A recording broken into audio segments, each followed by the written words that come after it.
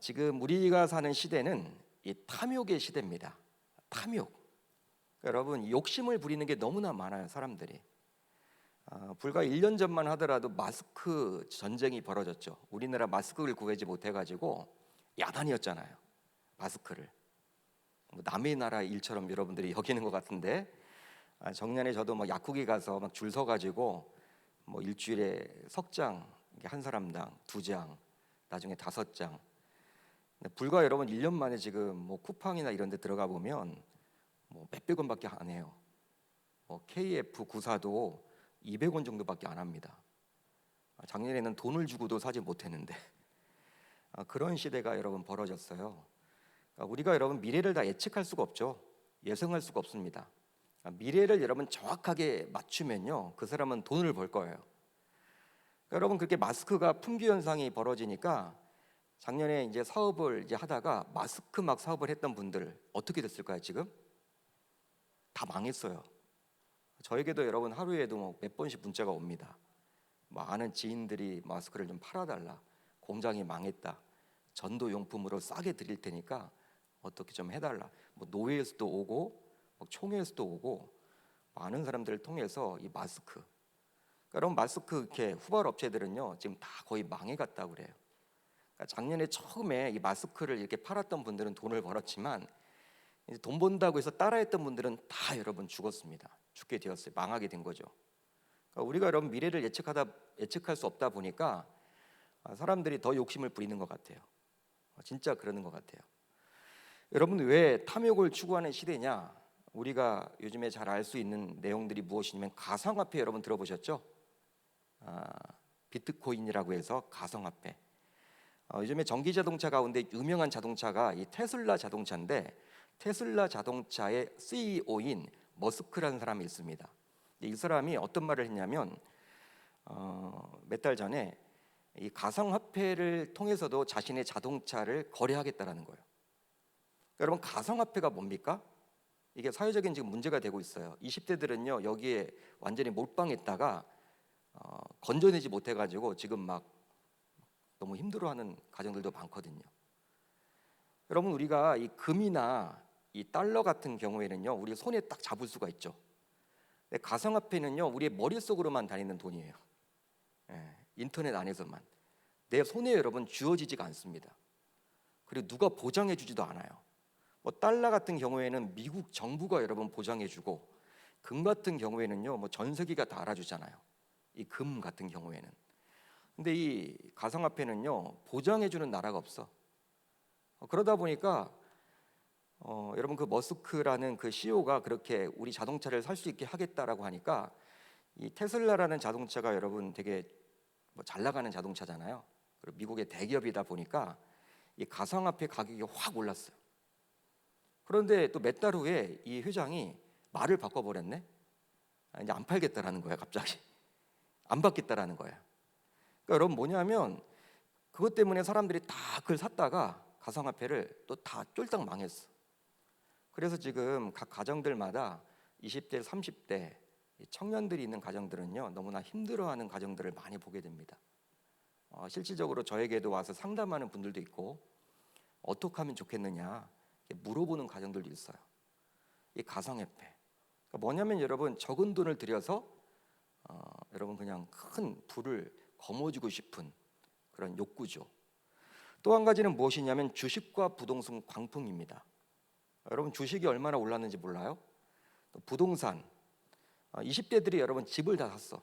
빚을 내 가지고 영혼을 팔아서 집을 사야 돼. 우리나라에서는 그런 분위기로 흘러요. 집 사면 돈 번다, 이런 것 때문에 실질적으로 20대, 30대들이 부자입니다. 근데 그 부자라는 게 빚을 져서 부자예요. 그러니까 우리나라는요 지금 이러지도 못하고 저러지도 못해요. 그러니까 정부에서도 이 금리라는 건 여러분 이게 전 세계랑 따라가는 거잖아. 우리나라 마음대로 할 수 있는 게 아니라 미국에서 금리를 올리면요 우리나라도 올려야 돼. 거기에 맞춰서 올려야 돼. 왜? 돈이 빠져나가 미국으로. 그러니까 우리나라 주가가 확 떨어지잖아요. 근데 여러분, 지금 그렇게 금리를 올려버리면요 어떻게 돼요? 다 집을 사고 다 여러분 대출을 받았던 20대, 30대들이 데모할까 봐 이제 정부에서도 여러분 어떻게 할 수가 없어요. 함부로 이렇게 뭐 금리 같은 거 올릴 수도 없고, 그러니까 정부 정책 자체가 여러분 지금 힘들어지고 있는 상황입니다. 또 한 가지는요, 여러분 코로나 때문에 지금 다 모든 게 마이너스 성장인데 이 로또 시장만큼은요 작년에 몇 배 성장을 했대요. 전혀 안 놀래요? 여러분들은 안 사시나 봐. 로또 여러분 그렇게 사람들이 많이 사는 거야. 그러니까 여러분 로또 복권을 왜 삽니까? 사람들이 일확천금을 노리는 거죠. 여러분 수고하지 않고 큰 부를 이렇게 쥐고 살아가려고 하는 사회적인 분위기가 바로 지금 현대입니다. 그리고 이 대한민국입니다. 한탕주의가 많고요, 한건에서 평생 잘 먹고 잘 살려고 하는 분위기로 휩싸이고 있어요.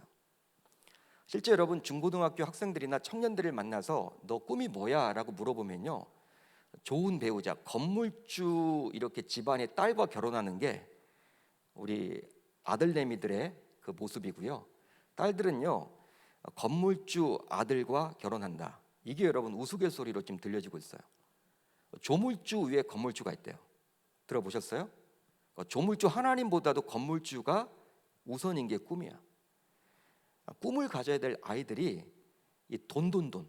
너 공부를 왜 하니? 돈 벌려고. 여러분 공부를 하는 목적이 돈 벌려고 하는 거래요. 여러분 우리나라가 지금 그런 상황입니다. 근데 이런 시대를 살아가면서 하나님은 분명히 이 말씀 탐내지 말아라라고 이야기를 하고 있거든요. 여러분 하나님의 말씀이기 때문에 이 시대 속에서 우리가 이 말씀이 어떻게 반응을 해야 될지, 또 이 말씀이 지금도 여전히 유효한지 오늘 말씀을 통해서 은혜를 한번 받겠습니다.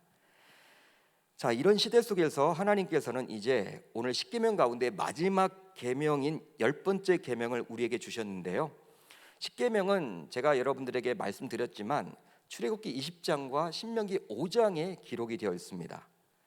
여러분 5장에 기록이 되어 있어요. 여러분 제가 이렇게 여러분들 드리고 있는 이 표, 여러분들이 가지고 있는 유인물을 보시면요, 출애굽기 버전과 신명기 버전 비교 도표라고 해서 제가 이렇게 드렸는데, 출애굽기 20장의 10번째 계명과 신명기 5장의 10번째 계명이요 좀 달라요. 전반적인 의미는 비슷하지만 좀 내용면으로 들어가 보면 좀 다른 면들이 있습니다. 여러분 그러다 보니까 1번 보시면 성 어거스틴은 신명기 5장 21절 이 신명기 5장 말씀을 근거로 10번째 계명 이 10계명을 둘로 나누었어요. 그러니까 카톨릭의 10계명과 저와 여러분들이 보는 10계명이 다릅니다. 그러니까 우리는 1계명, 2계명 있죠? 그걸 카톨릭에서는 1계명이라고 하나로 취급해요. 우리는 두 개로 구분을 했는데, 그러니까 우리는 여러분 지금 이 출애굽기 20장을 보고 이 말씀대로 해서 신명기 5장을 보고 10번째 계명을 그냥 하나의 계명으로 여기는데, 이 카톨릭이나 루터파 교회에서는 그것을 두 개로 나눴습니다. 어떻게 나눴느냐? 잘 보세요. 첫 번째, 내 이웃의 아내를 탐내지 말라. 성적 욕망 금지가 9계명이에요, 카톨릭에서는. 그리고 내 이웃의 집이나 그의 밭이나 그의 남종이나 그의 여종이나 그의 소나 그의 나귀나 무릇 내 이웃의 소유를 욕심내지 말지니라. 이 탐심 금지가 이게 10번째 개념입니다. 그러니까 우리는 여러분 이것을 합쳐서 10번째 계명이라고 하는데, 카톨릭은 그렇지 않고 9계명과 10계명이라고 이야기를 해요. 1, 2계명, 우리가 1계명, 2계명이라고 이야기하는 것을 카톨릭에서는 이 한 개의 계명으로 딱 잡고 쭉 여러분 이어서 이제 9계명, 10계명이라고 이야기를 합니다. 그러니까 우리랑 성경 자체가 달라요. 어떤 분들은 카톨릭을 뭐 대단히 뭐 큰 집이다 이렇게 이야기해서 뭐 구원이 있다라고 이야기하는 정도도 있는데, 몰라요 구원이 있는지 없는지. 그렇지만 예수를 믿으면 구원을 받지만 예수를 믿기에 불편한 것들이 너무 그 안에 많이 있기 때문에 구원받기 쉽지 않을 것 같아요. 카톨릭은 여러분 우리와 성경이 다릅니다.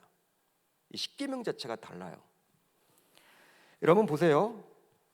신약 성경 여러분 보시면 이렇게 되면 9계명은요 내 이웃의 아내를 탐내지 말라 이것이 되고, 또 제 10계명은 내 이웃의 집과 소유를 탐내지 말라가 되는데, 그러나 카톨릭과 루터파가 탐내지 말라는 계명을 둘로 나누는 것은 그리 설득력이 있지 않아요.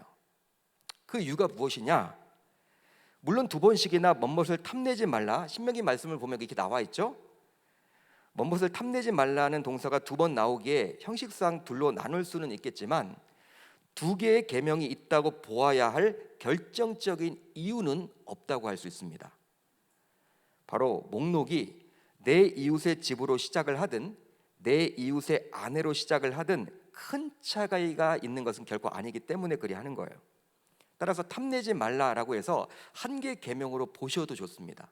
또 한 가지, 더욱이 신약 성경을 보게 되면요, 여러분 로마서 13장 9절을 보면 어떻게 나와 있느냐, 이게 바로 십계명이 언급이 되어 있는데 바울은 이렇게 기록을 해주고 있죠. 탐내지 말라를 둘로 구분하지 않고 어떻게 기록을 하고 있습니까? 간음하지 말라, 살인하지 말라, 도둑질을 하지 말라, 탐내지 말라 한 것과 그 외에 다른 계명이 있을지라도 내 이웃을 내 자신과 같이 사랑하라 하신 그 말씀 가운데 다 들었느니라. 그러니까 탐내지 말라라는 계명은 간음, 살인, 도둑질 금지 계명과 나란히 두 개 계명이 아니라 한 개 계명으로 언급되어 있죠. 여러분 그렇죠? 여러분 사도 바울이 그렇게 기록을 해주고 있죠. 이 탐내지 말라를요 구분을 짓지 않았잖아요. 이웃의 아내 부분하고 이웃의 집 부분하고 구분을 안 졌단 말이에요, 바울이. 그렇기 때문에 이것을 한 개 개념으로 보셔야 합니다. 그게 훨씬 여러분 좋아요. 이에 대해서 로마 카톨릭 학자인 박요한 영식이라는 이 캐톨릭 신부가 있습니다. 박요한 영식이라는 신부가 있어요. 근데 이 신부도 인정을 합니다. 본래 하나의 계명이었다.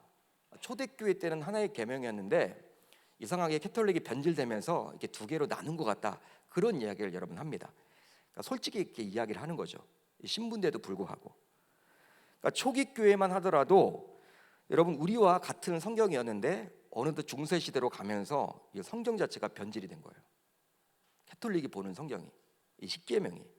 그러니까 여러분 지금 우리가 알고 있는 초대교회는 여러분 원래 하나였잖아요. 캐톨릭하고 여러분 우리랑 하나였잖아요. 그렇지만 중세 시대를 거치면서 이제 캐톨릭이 변질되면서 우리가 빠져나온 거죠. 그렇기 때문에 지금의 캐톨릭은요 우리와는 완전히 다릅니다. 그렇게 여러분들이 보시면 좋겠고요. 따라서 이 탐내지 말라라는 계명은 여러분 한 개 계명으로 보시면 좋아요. 제가 그 부분을 이제 말씀드리려고 합니다. 자, 이제 첫 번째입니다. 제 10계명의 10번째 계명의 기본적인 의미예요. 자, 출애굽기 20장 17절을 우리 한번 같이 읽어볼까요? 시작. 내 이웃의 집을 탐내지 말라. 내 이웃의 아내나 그의 남종이나 그의 여종이나 그의 소나 그의 낙이나 무릇 내 이웃의 소유를 탐내지 말라. 자, 여러분들 내 이웃의 소유가 나와 있죠? 내 이웃의 소유를 아주 구체적으로 지금 보여주고 있는데 어떻게 지금 보여주고 있습니까? 집, 아내, 남종, 여종, 소, 나귀로 구분을 합니다. 그렇죠? 그렇다면 그 외의 것은 이웃의 소유를 탐해도 될까요? 여러분 어떻게 생각하세요? 여기에 나와 있는 것만 탐하지 않으면 되지 그 외의 것은 탐해도 될까요? 아내는 탐하면 안 돼. 이웃의 아내는. 이웃의 집은 탐하면 안 돼. 이웃의 또 남종 여종 탐하면 안 돼. 근데 다른 것들은 탐해도 될까요? 이웃의 자녀를 탐한다. 이건 가능할까요? 그렇지 않죠. 그 이유가 무엇입니까? 바로 무릇이란 단어가 나오기 때문에. 여러분들이 가지고 있는 이 강의한 그 무릇이다. 여러분 이렇게 동그라미 쳐보세요. 무릇이란 단어는 무엇이냐면 NIV 성경을 보게 되면요, 여러분들이 가지고 있죠. Anything that belongs to your neighbor. 이웃에게 속한 것이라면 그 어떤 것이라도라는 뜻이에요. 그러니까 이웃에게 속해 있는 것은 어떤 것이라도 탐해서는 아니 된다라는 거예요. 그러니까 등등등이죠.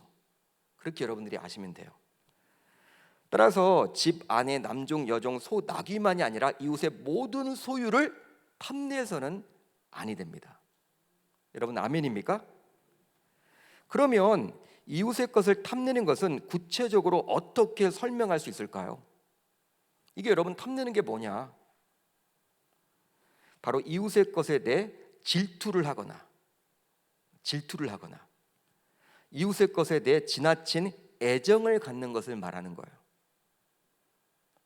이웃에 여러분 뭐 집에 갔는데 집 보면서도 그냥 좋다 하면 끝나는데 계속 며칠 가가지고 좋다 좋다 계속하면요, 이제 자기 것이 되고 싶어. 이웃에 여러분 차를 탔어, 얻어 탔어. 좋은 차 타면 여러분 좋죠. 아 좋네. 끝나면 돼. 거기까지 죄가 아니야. 근데 여러분 다음에 또 태워달라고 그러고 계속 여러분 그 차 보면서 야 나도 갖고 싶다, 나도 갖고 싶다.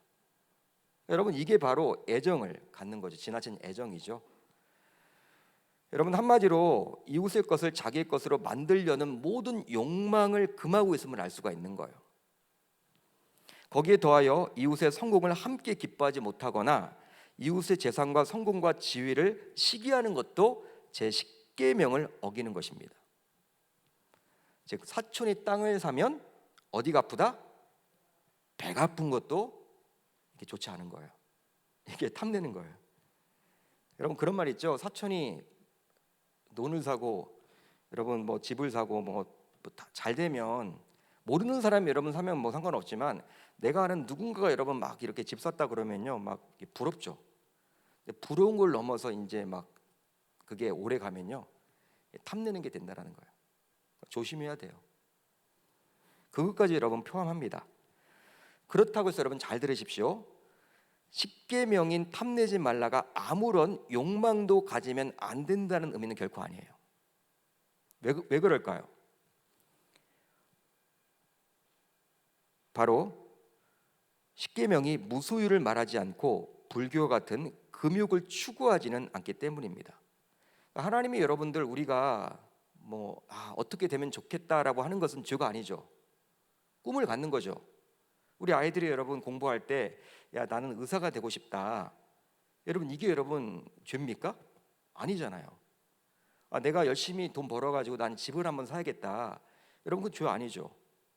여러분 그런 마음은 누가 주신 거예요? 하나님이 주신 마음이야. 욕망, 욕구란 말이야. 먹고 싶다. 여러분 그런 마음은요 하나님이 주신 거죠. 당연히 배고프면 먹고 싶죠. 그것까지 죄라고 안 하잖아요. 여러분 그렇기 때문에 우리가 이 부분을 우리가 공부하면서 오해해서는 안 되는 것이 바로 십계명이 무소유를 말하지 않고 불교와 같이 금욕을 추구하지는 않는다라는 거예요. 여러분 불교에서는요 이 금욕을 여러분 강조를 하죠. 금욕. 우리가 금욕적으로 살아야 된다. 그걸 말하고 있지 않아요. 그러니까 여러분 우리가 어떤 욕구를 갖는 것 그걸 여러분 지금 죄라고 말하고 있지는 않는다라는 거야. 여러분 그렇다면 하나님께서는 우리 신자들에게 잘 적어주세요. 여러분들이 이제 당구장 표시. 하나님께서 우리 신자들에게 무소유를 요구하지 않으시며 무욕을 원하지 않으십니다. 다만 무엇을 금하셨다? 탐욕을 금하셨다. 그 이유는 바로 사람이 무언가를 이루고 싶어하고 얻기를 원하는 것은 하나님께서 주신 자연스러운 마음이기 때문에 이유가 거기에 있는 것이죠. 그러니까 여러분 하나님은요 이 탐욕 그냥 여러분 뭘 갖고 싶다라는 것은요 죄가 아니에요. 그렇지만 그게 여러분 과하게 되면 이게 탐자가 들어가면요 탐심 여러분 먹는 것도 죄 아닙니다. 근데 여러분 탐심을 부리게 되면 이제 그게 문제가 되죠. 탐식 여러분 아이들이 이게 탐식할 때가 있잖아요. 밥을 먹을 때도 그냥 밥만 먹으면 좋은데 여러분 굳이 배부른데도 막 먹는 거 있죠. 그런 것 자체가 문제가 되듯이 여러분 우리가 뭘 갖고 싶다. 자동차가 필요하네. 자동차 사야지. 돈 벌어서 사야지. 이런 건 죄가 아니에요. 제가 그 말을 지금 해드리고자 하는 게 아니에요. 근데 여러분 그게 과하게 되면 문제가 된다 그 말이죠. 두 번째입니다. 제 십계명을 어떻게 하면 지킬 수 있을까? 이 부분이 중요하겠죠. 이게 안 되잖아요 잘. 첫 번째로는 자족해야 합니다. 자족해야 돼요. 디모데전서 6장 6절로 8절을 한번 우리 같이 읽어볼까요? 이 부분 시작. 그러나 자족하는 마음이 있으면 경건은 큰 이익이 되느니라. 우리가 세상에 아무것도 가지지 온 것이 없음에 또한 아무것도 가지고 가지 못하리니 우리가 먹을 것과 입을 것이 있은즉 족한 줄로 알 것이니라. 아멘. 탐심이란 자신이 가진 것에 만족하지 못하고 필요한 것보다 더 많이 가지고 싶은 것이에요. 자기가 이미 가지고 있는데 그것 이상의 것을 더 가지고 싶은 게 바로 이 탐심이란 거예요. 여러분 자동차가 있어요. 예를 들어서 근데 지나가는 자동차 좋은 걸 보니까 그것도 가고 싶어. 그건 여러분 아니죠. 이미 있는데 자동차가 없으면 문제가 되지만 이미 있는데 내가 여러분 집이 없어요. 여러분 집을 갖고 싶다. 그건 여러분 욕심이 아니죠. 당연히 탐심이 아니죠. 그냥 본능이죠, 여러분. 근데 이미 여러분 좋은 집이 있어. 좋은 집이 있는데 막 두 채, 세 채, 네 채, 다섯 채. 여러분 이 투기 목적으로 이걸 구입하게 되면 이건 탐심이 되는 거죠. 내가 이러면 잘 먹고 잘 사는데 거기에 더 필요하다 여기는 것들. 따라서 만족하지 않으면 탐내게 되어 있습니다. 여러분 잘 들으십시오. 사람이 만족함이 없으면요 탐내게 돼 있어요. 그런 의미에서 만족은 탐심과 탐욕을 물리치게 해주는 거죠. 그러니까 자족하는 게 필요해. 자족하는 게. 잘 보세요. 바울이 어떻게 지금 이야기를 합니까? 그러나 자족하는 마음이 있으면 경건은 큰 이익이 된다. 그러니까 여러분 우리가 경건 생활을 하려면 우리 하나님 중심의 삶을 살려면 여러분 만족해야 된다는 거예요. 자기 삶에. 만족이 없으면요 그거 하느라 바빠요. 하나님께 집중하기가 쉽지 않다는 의미예요. 우리가 세상에 아무것도 가지고 온 것이 없음에 또한 아무것도 가지고 가지 못하리니 우리가 먹을 것과 입을 것이 있은즉 족한 줄로 알거니라. 먹고 사는 것, 먹고 입는 것, 또 잠잘 곳이 있는 것, 그게 바로 자족이라고 지금 이야기를 사도 바울은 해주고 있죠. 두 번째입니다. 이제 하나님에 대한 믿음과 신뢰를 가져야만 하겠죠. 하나님에 대한 믿음과 신뢰를 가져야만 합니다. 우리 히브리서 13장 5절로 6절입니다. 우리 같이 읽어봅니다. 시작. 돈을 사랑하지 말고 있는 바를 족한 줄로 알라. 그가 친히 말씀하시기를 내가 결코 너희를 버리지 아니하고 너희를 떠나지 아니하리라 하셨느니라. 그러므로 우리가 담대히 말하되 주는 나를 돕는 이시니 내가 무서워하지 아니하겠노라. 사람이 내게 어찌하리요 하노라. 아멘. 여러분 돈을 사랑하지 말고 있는 바를 족한 줄로 알라. 참 쉽지가 않죠, 여러분. 그렇죠? 비교가 자꾸 되니까. 우리는 비교를 자꾸 하니까. 근데 여러분 바울은 지금 어떻게 이야기를 하냐면 히브리서 기자는 어떻게 이야기를 하냐면 돈을 사랑하지 말라. 돈 그 자체는 여러분 이게 성경적으로 뭐라 하지 않습니다. 부정적으로 보지 않습니다. 돈 많이 버세요. 그렇지만 돈을 여러분 리드하고 돈을 의지하지는 말고 돈을 도구로 삼아서 하나님을 위해 쓰십시오. 그렇지만 돈의 도구가 돈을 의지하거나 돈을 의지해서 결국 돈의 노예로 살아가거나 돈을 사랑하게 되면 돈에 집착하게 되어서 결국 망하는 그러한 경우들을 우리가 많이 보게 되죠. 여러분 어떻게 지금 이야기를 하고 있냐면 내가 결코 너희를 버리지 아니하고 하나님의 말씀이죠. 너희를 떠나지 아니하리라 하셨느니라. 주는 나를 돕는 이시니 내가 무서워하지 아니하겠노라. 사람이 내게 어찌하리요라고 이야기를 합니다. 그러니까 탐욕은 하나님의 다스리심에 대한 불신에서 비롯되는 거예요. 즉 하나님을 믿지 못하니 다른 사람의 것을 탐내게 되는 것이죠. 왜? 불안하니까. 하나님이 여러분 나를 지켜주시고 나를 안보해 주시고 나를 이끌어 주신다라는 확신을 갖고 있으면요 그렇게 욕심 부리지 않습니다. 왜? 그분이 먹이겠지, 입히시겠지. 여러분 우리 교육자 생활을 할 때도 우리 교육자들의 철저한 여러분 그게 있죠. 항상 여러분들 우리는 보통 주신 대로 그냥 살잖아요. 뭐 집을 여러분 집이 있는 것도 아니고 사택이 뭐 교회에서 사택 주면 거기서 살고 또 떠나고 또 사례비 받아서 그걸 가지고 살고 그런 삶이죠. 자, 그러기에 탐욕은 믿음의 문제라고 볼 수 있어. 하나님께서 우리에게 필요한 모든 것을 공급해 주신다라는 믿음이 있으면 탐심을 품을 이유가 있다 없다? 없다라는 것이죠. 그러니까 믿음의 문제예요. 믿음. 자꾸 우리가 여러분 뭔가를 더 가지려고 하면요 주려고 하는 것은요 내 믿음을 점검해 보셔야 돼요. 그러니까 여러분 돈에 집착하는 분들을 보게 되면요 여러분 돈을 벌면 이제 쓸 줄도 알아야 돼.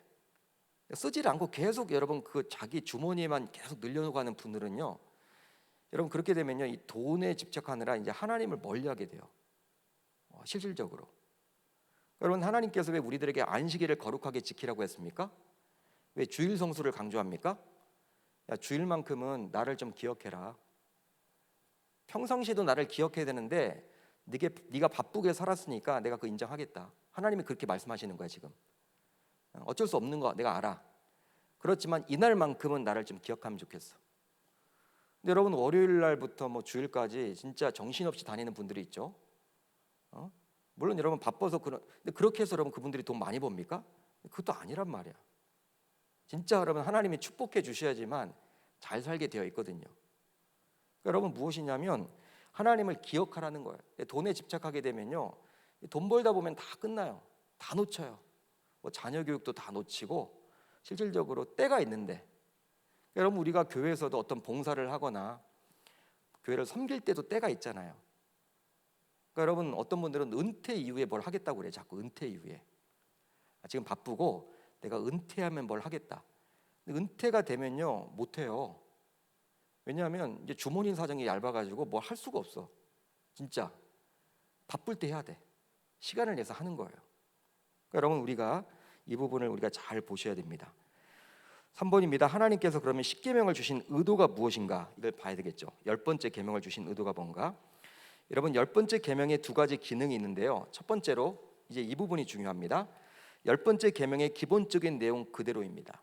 탐심을 금하고 자족을 강조하는 것이고요. 두 번째는 뭐냐면 자신이 1계명부터 9계명까지 해당 사항이 없다라고 생각하는 사람에게 마지막 일격을 가하는 의미가 있는 거예요. 여러분 우리들 가운데 뭐 1계명부터 9계명 보면서 간음하지 말라. 나 간음 안 했으니까. 거짓말하지 말라. 나 거짓말 안 하니까. 나 도둑질 안 하니까. 나 우상숭배 안 하니까. 부모 공경하니까. 살인하지 않았으니까. 이렇게 이유를 대면서 이렇게 1계명부터 9계명을 이렇게 듣는 분들이 계시겠죠. 뭐 그건 김 집사가 들어야 될 내용이네. 응? 김 집사가 들어야 될 내용이지 나는 들어봤자 아무 소용도 없어. 내가 뭐 그 도둑질 안 하고 내가 뭐 살인하지 않았는데, 내가 뭐 간음하지 않았는데, 그 김 집사가 들을 문제야. 이렇게 여기는 분들이 있을 거 아니에요. 근데 그런 분들에게 지금 주시고자 하는 메시지예요. 이 10번째 계명은. 자, 여러분들 탐내지 말라. 이 두 번째 기능 때문에 이 제 10번째 계명은요 8계명과 구분이 돼. 여러분 8계명이 뭡니까? 도둑질하지 말라죠. 근데 도둑질을 하지 말라도 탐심과 관련이 돼 있잖아요.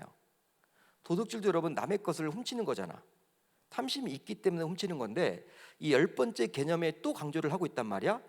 그건 바로 무엇이냐면 바로 두 번이에요. 자신이 1계명부터 900명까지 해당 사항이 없다고 생각하는 사람들에게 마지막 일결을 가하는 의미가 있기 때문에 이 10번째 계명은요 8번째 계명보다도 더 포괄적이라고 보시면 돼요. 더 큰 의미다라고 보시면 됩니다. 자, 여러분 이제 잘 들어보세요. 좀 깊이 들어갑니다. 탐내지 말라 히브리어로 하마드라는 뜻입니다. 하마드라는 단어를 쓰는데 자신의 유익을 위해서 어떤 사람이나 어떤 물건을 원하다. 자신의 유익을 위해서 어떤 사람이나 어떤 물건을 원하는 거예요. 또 갖기를 열망하는 거예요. 또 탐내는 거예요. 탐심을 가지다라는 의미를 갖고 있습니다. 쉽게 말하면 행동하기 이전의 모든 것을 포함하는 거예요. 그러니까 도둑질하지 말라는 것은요 도둑질하는 행위를 말하는 거죠. 그렇다면 이 탐내지 말라는 것은요 그 도둑질하기 이전의 생각으로 마음으로 짓는 것까지 이야기하는 거예요. 더 포괄적이죠. 행동하기 이전의 모든 것을 포함합니다. 즉 죄를 실제로 범하는 것뿐만 아니라 죄를 범할 생각, 죄를 범하기 이전의 마음까지도 의미하는 게 바로 이 10번째 계명이에요. 그러니까 여러분 10번째 계명은요 다 어깁니다. 저도 어기고 여러분들도 어겨요. 진짜 그래요. 여러분 도둑질하지 말라. 우리가 도둑질 안 하면 여러분 그 계명은 지키는 거야. 마음속으로 여러분 뭔가를 갖고 싶다. 에? 내가 있는데도 불구하고 갖고 싶다.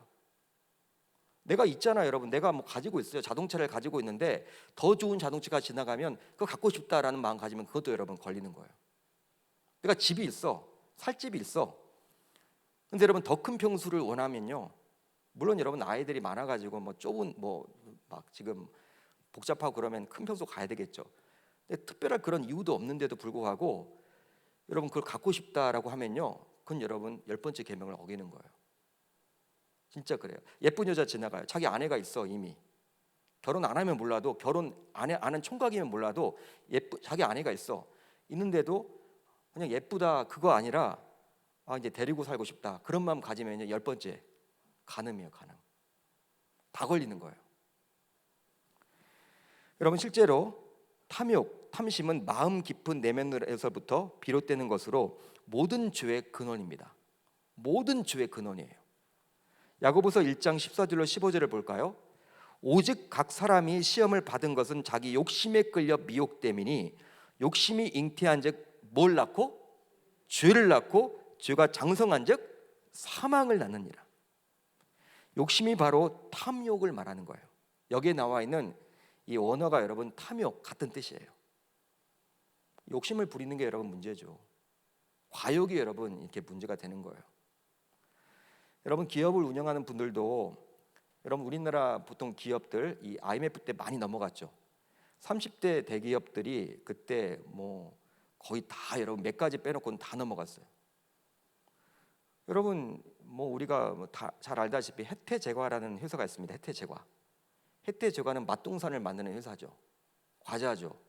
그리고 아이스크림 만드는 회사죠. 그것만 만들면 돼. 잘 돼. 잘 되니까 뭘 투자했어요? 전자하고 건설에 투자를 했다가 망한 거예요. 그거 안 해야 돼요, 여러분. 그건 더 잘하는 회사가 있는데 건설하면 돈 번다. 전자하면 돈 번다. 그렇게 여러분 점점 확장되다가 망하는 거예요. 그러니까 경기가 좋을 때는 여러분 망하지 않죠. 위기가 닥치면 망하게 되는 거예요. 그럼 과욕이죠, 여러분. 여러분, 건설은 이미 뭐 현대도 있고 대림도 있고 여러분 좋은 건설 회사들이 많아요. 혜태 후발주자입니다. 과자 만드는 회사예요. 과자는 여러분 끝내주게 잘 만들어요. 근데 그걸 여러분 만족하지 못하는 거예요. 여러분, 그런 게 바로 과신, 과욕이라고 이야기하는 거죠. 욕심입니다. 로마서 7장 7절입니다. 그런즉 우리가 무슨 말을 하리요? 율법이 죄냐? 그럴 수 없느니라. 율법으로 말미암지 않고는 내가 죄를 알지 못하였으니 곧 율법이 탐내지 말라 하지 아니었더라면 내가 탐심을 알지 못하였으리라. 바울은 율법의 기능을 언급하면서 제 10번째 계명을 언급하고 있는데요. 바로 10번째 계명은 다른 모든 계명을 포괄하는 중요한 계명이기 때문입니다. 따라서 10번째 계명을 범하는 경우 다른 모든 계명을 범하는 거예요. 여러분, 바울이 로마서 7장 7절에서 여러분 율법 가운데 율법이 탐내지 말라 그걸 여러분 딱 언급을 했죠. 딱 한 가지를. 율법이 여러분 얼마나 방대합니까? 율법 가운데 10계명이 여러분 가장 크잖아요. 그 가운데 여러분 딱 한 가지 탐내지 말라 하지 아니하였더라면 내가 탐심을 알지 못하였으리라. 이렇게 여러분 기록을 해주고 있잖아요. 그러니까 율법 가운데 대표적인 율법이 뭐라는 거예요? 탐내지 말라. 이걸 지금 보여주고 있는 거예요.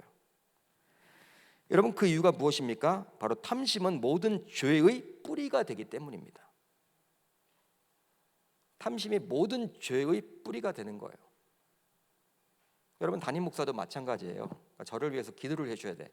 제가 여러분 어떤 목회를 할 때 과신을 하거나 과욕을 부리게 되면 큰일 나게 되는 거예요. 하나님께서 주신 분명히 뭔가 있죠. 그 비전을 여러분 묻고 나가야 되는데 내 욕심과 내 야망, 큰 교회를 이루고 싶다라는 내 개인적인 욕심, 하나님이 주신 거라면 상관없어. 그렇지만 내가 뭐 밖에 보이기 위한 그걸 위해서 여러분 목회를 한다면요 문제가 되는 거죠. 그때부터 교회가 어려워지는 거예요. 그러니까 기도를 해주셔야 돼. 항상 지혜를 달라고. 여러분 또 보십시오. 골로새서 3장 5절입니다. 그러므로 땅에 있는 지체를 죽이라. 곧 음란과 부정과 사욕과 악한 정욕과 탐심이니 탐심은 우상 숭배니라. 야, 이제 우상 숭배까지 가네. 하나님이 가장 싫어하는. 그러니까 탐심이 우상 숭배래요. 에베소서 5장 5절을 보세요. 너희도 정녕 이것을 알거니와 음행하는 자나 더러운 자나 탐하는 자 곧 우상 숭배자는, 그러니까 탐욕을 부리는 자는 바로 우상 숭배자라고 바울은 지금 이야기를 해주고 있어요. 다 그리스도와 하나님 나라에서 기업을 얻지 못하리니, 그러니까 천국까지 못한다라는 거예요. 탐심을 부리는 자는. 무서운 말입니다. 여러분, 바울은 골로새서와 지금 에베소서를 통해서 제 10계명을 제 1계명과 연관시키고 있죠. 우상 숭배와 연관을 시킵니다. 바로 탐욕은 모든 계명을 어기는 뿌리이기 때문에 그러기에 탐욕은 하나 이상의 많은 신을 가지고 집계하니 일계명과도 연관이 되어 있죠. 그러니까 탐심을 부리면요, 이 하나님 한 분만으로 만족을 못해. 다른 신이 또 필요한 거야. 그게 여러분 우상숭배예요. 탐욕은 제2계명과 3계명에도 영향을 끼치고, 또 탐욕은 하나님께서 쉬라고 하신 날에도 일하게 만들죠. 왜? 돈의 노예로 살아야 하기 때문에. 또 탐욕은 부모에게 마땅히 들어야 할 순종을 하지 않게 하며, 또 탐욕은 다른 사람을 모욕하며, 탐욕은 이웃의 아내를 탐하게 하며, 탐욕은 이웃의 소유를 도둑질하게 하며, 탐욕은 다른 사람의 명예를 부러워하여 거짓말을 하게 만들죠. 모든 계명을 다 어기는 거예요. 1계명부터 9계명을 다 어기게 하는 게 바로 이 10번째 계명 이거예요. 즉 탐심이 없으면 하나님 한 분만으로 만족합니다. 여러분 아멘입니까? 탐심이 없으면 하나님께서 예배하라고 하신 방식대로 예배를 해요. 탐심이 없으면 하나님의 이름을 함부로 부르지도 않고 망령되이 여기지도 않아요. 탐심이 없으면 하나님이 쉬라고 한 날에 쉬어요. 쉬라고 한 날에 쉽니다. 그리고 하나님이 일하라고 한 날에는 일을 해요. 순종하죠. 탐심이 없으면 하나님이 주신 권위에 순종합니다. 탐심이 없으면 살인하지 않고 간음하지 않고 도둑질하지 않고 이웃에 대해서 거짓말하지 않습니다. 탐심 때문에 1계명부터 9계명을 다 어기는 거예요. 그렇기 때문에 이 탐심 가장 중요하기 때문에 마지막 계명인 10번째 계명으로 하나님이 저와 여러분들에게 주신 거예요. 여러분 이 하마드라는 단어가 히브리어에서 너무나 중요해. 그래서 히브리어에서 탐심 내지 말아라, 탐하지 말라, 그 단어가. 자, 당구장 표시를 보세요. 탐내지 말라는 명령은 모든 죄의 기초를 금하는 것이다. 제1계명이 뒤에 나오는 모든 계명의 근본이 되는 것처럼 제10계명 10번째 계명은 앞에 나오는 모든 계명의 원인이 된다. 탐심 때문에 우상숭배도 하는 거고, 탐심 때문에 간음도 하는 거고, 탐심 때문에 도둑질도 하는 거고, 탐심 때문에 부모도 공경하지 않는 거고, 탐심 때문에 다 하게 되는 거예요.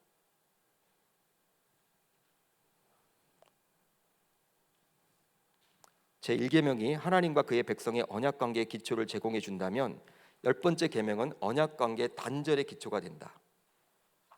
단절의 기초가 되는 거예요. 자, 4번입니다. 10번째 계명을 통해서 우리는 어떻게 살아가야 하는가? 자, 탐내지 말라에 해당하는 히브리어 하마드는 마음과 관련이 있습니다. 마음, heart. 이 하마드라는 단어를 여러분들이 꼭 기억하시면 좋겠어요. 탐내지 말아라. 마음과 관련이 있어요. 여러분 우리 개혁주의 신학에서 여러분 이렇게 잘 보고 있는 하이델베르크 요리분답이 있습니다. 113문을 보면 이렇게 나와 있어요. 제 10번째 계명에서 하나님께서 원하시는 것은 과연 무엇이냐라고 물어보니까 답이 뭐예요? 하나님의 계명 어느 하나에라도 어긋나는 지극히 작은 욕망이나 생각을 조금도 품지 않은 것이고, 언제든지 우리의 마음을 다하여 모든 죄를 미워하고 모든 의를 좋아하는 것입니다. 언제든지 우리의 마음을 다하여. 그러니까 마음이 중요하다는 거야. 마음이. 여러분 그렇다면 왜 마음의 문제를 다루고 있을까요? 마음. 그 이유는 마음은 사람의 중심이기 때문입니다.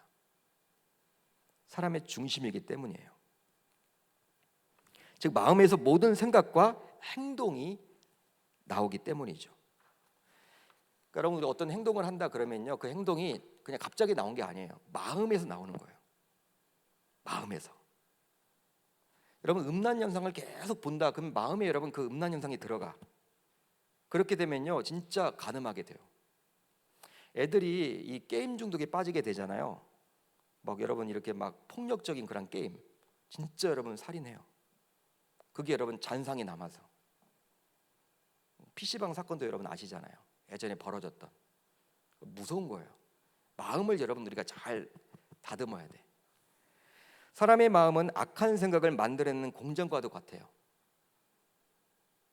여러분 잠언서 4장 23절에 이렇게 나와 있죠. 모든 지킬 만한 것 중에 더욱 내 마음을 지켜라. 여러분 지키는 게 한두 가지가 아니겠죠. 그렇지만 내 마음을 지키는 게 가장 중요하다는 거예요. 지금 하나님께서 생명의 근원이 이에서 남이니라. 아멘. 내 마음을 지켜라. 다른 사람 마음 지키는 게 중요한 것이 아니라 여러분들의 마음을 지키세요. 교회가 어렵다라고 할 때는 여러분 오히려 내 마음을 지켜서 교회 중심으로 여러분 살아가야겠죠. 코로나 상황이지만 힘들고 어려웠죠. 여러분 내 마음을 지키는 게 중요해요. 자, 에레미야 여러분 17장 19절을 보면 이렇게 나와 있어요. 만물보다 거짓되고 심히 부패한 것은 무엇이다? 마음이다. 여러분 구약에서 이렇게 강조를 해주고 있고, 또 신약 시대를 보면 마태복음 15장 18절 20절, 입에서 나오는 것들은 마음에서 나오나니. 그러니까 여러분 우리가 말을 이렇게 걸게 한다는 분이 있죠. 말을 막 걸레처럼 하는 분들이 있어요. 막 욕을 하고 막 그렇게 하는 분들이 있어요. 마음의 문제예요. 마음의 문제. 마음의 문제. 갑자기 나오지 않습니다, 여러분. 그걸 여러분 마음에 심어놓은 거예요. 입에서 나오는 것들은 마음에서 나오나니 이것이야말로 사람을 더럽게 하느니라. 마음에서 나오는 것은 악한 생각과 살인과 간음과 음란과 도둑질과 거듭증인과 비방이니 이런 것들이 사람을 더럽게 하는 것이요 씻지 않은 손으로 먹는 것은 사람을 더럽게 하지 못하느니라. 마음이 중요합니다. 마가복음 7장 20절 23절, 또 이르시되 사람에게서 나오는 그것이 사람을 더럽게 하느니라. 속에서 곧 사람의 마음에서 나오는 것은 악한 생각 곧 음란과 도둑질과 살인과 간음과 탐욕과 악독과 속임과 음탕과 질투와 비방과 교만과 우매함이니 이 모든 악한 것들이 다 속에서 나와서 사람을 더럽게 하느니라. 여러분들은 마음을 지금 어떻게 다잡고 계십니까? 무엇으로 여러분들의 마음을 지키려고 몸부림을 치십니까? 여러분들의 마음을 지키는 기준은 무엇입니까? 세상이 여러분 정보입니까? 그런 걸로 여러분 우리의 마음을 지킬 수가 없어요. 하나님의 말씀밖에 답이 없습니다. 그러니까 우리가 여러분 큐티를 해야 되고 하늘 양식을 드려야 되고 또 우리가 설교를 드려야 되고 말씀을 읽고 묵상해야 되는 이유가 바로 거기에 있는 거예요. 여러분 세상은 혼란스럽잖아요. 자꾸 여러분 우리가 세상 좋은 것들을 자꾸 보여주잖아요. 그쪽으로 우리의 마음이 자꾸 팔리잖아요. 결국은 하나님을 떠나게 돼 있어요. 하나님을 떠나게 돼 있어요. 떠나게. 결국은 망하게 돼 있단 말이에요. 자, 여러분들 당구장 표시 보세요. 우리 한번 같이 읽어봅니다. 당구장 표시 시작. 이 마지막 계명은 우리의 마음의 태도에 대한 언급하면서 모든 계명을 지키는 핵심은 우리의 내적 태도에서 비롯된다고 말하고 있다. 따라서 우리 신자들은 십계명을 돌판이 아니라 우리 마음판에 새겨야만 한다. 아멘입니까? 너희는 우리로 말미암아 나타난 그리스도의 편지니 이는 먹으로 쓴 것이 아니요 오직 살아계신 하나님이 영으로 쓴 것이며 또 돌판에 쓴 것이 아니요 오직 육의 마음판에 쓴 것이라. 십계명은요 그냥 성경 말씀에 나와 있는 그것으로 여러분들이 알면 끝나면 안 돼요. 지식으로 알아서 끝나면 안 되고 마음판에 새겨야 돼요. 마음판에. 1계명부터 10계명까지 마음판에 새겨 놓아야 돼요. 마음판에 여러분 하나님의 말씀이 들어가 있다 그러면요 우리의 입술이 변화가 될 거예요. 우리의 행동이 변화가 될 거예요. 우리의 생각이 변화가 될 거예요. 그렇게 살지 못하다 보니까 세상에서 우리가 욕을 많이 먹고 있죠. 그렇지만 우리의 마음을 여러분 정말 다잡고 힘들고 어렵더라도 하나님 말씀으로 이 마음을 계속해서 여러분 우리가 다듬는다면 우리는 뭔가 변화가 있으리라 저는 믿어요. 저는 우리 계명교회 식구들이 우리 권속들이 주님의 권속들 아닙니까? 이 우리가 십계명 강좌를 마치면서 다른 것보다도 이 마음을 하나님의 말씀으로 충만케 되었으면 좋겠어요. 잘 새겨서 그 말씀 붙들고 달려나가면 좋겠고, 이 코로나 상황 언제 끝날지 모르지만 너무나 부정적으로 보지 마세요. 이미 오늘 정부에서 발표를 했죠. 백신 맞은 분들은 이제 7월부터는 밖에서 마스크 벗고 다녀도 된다. 그리고 이제 앞으로 교회에서도 좀 구체적으로 나오더라고요. 소그룹도 이제 이거 접종하신 분들은 할 수 있게 한다. 이렇게 여러분 벌써 나오잖아요. 그러니까 끝납니다. 코로나는 언젠가는 끝나요. 코로나 끝나고 난 다음에 우리의 민낯이 다 이제 드러나게 될 텐데 그때까지 언제 그게 될지 몰라도 마음을 여러분 다 잡아서 달려 나아갔으면 좋겠습니다.